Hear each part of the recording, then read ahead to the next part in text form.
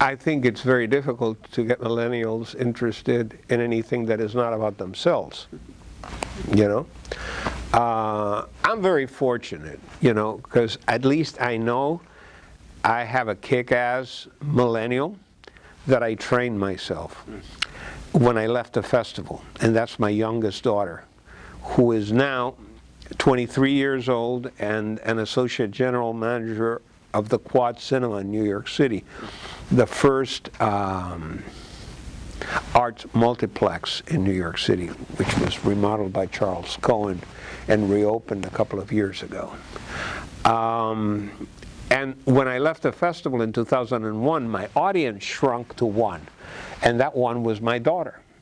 And oh my gosh, she's seen everything. She's conversant on screwball comedies, on Astaire and Roger musicals from the 30s. We're talking all black and whites, the classic Hitchcocks, the early Hitchcocks, 39 Steps, The Lady Vanishes, Rebecca, Shadow of a Doubt, Strangers on a Train, Psycho, all of them black and white.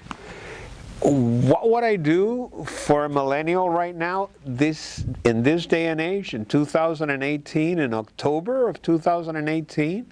I would say wait around for January 18, 2019, and take them to see a film called Cold War. It's Poland's entry to the Academy Awards. And it's a film that is primarily in black and white because it takes place at a time when reality was expressed in black and white. And take them to see that film in the sense of it's a film made with today's sensibility, but it's a film that uses black and white photography not as an affectation, but as an accurate reproduction of the times.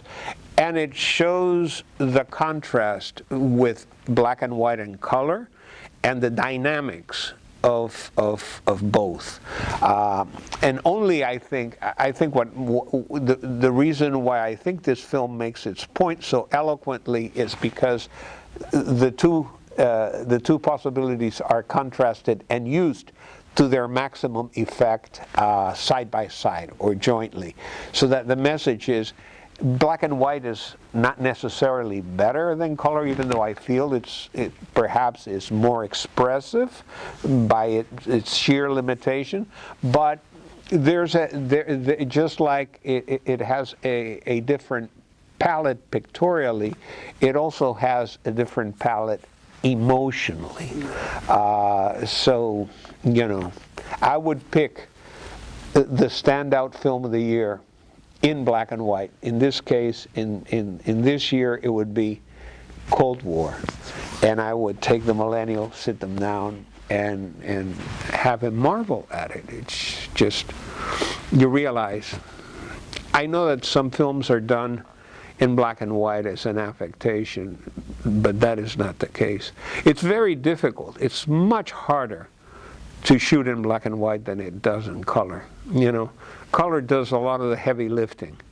And when you're working in black and white, especially in this day and age, you know, it takes some doing.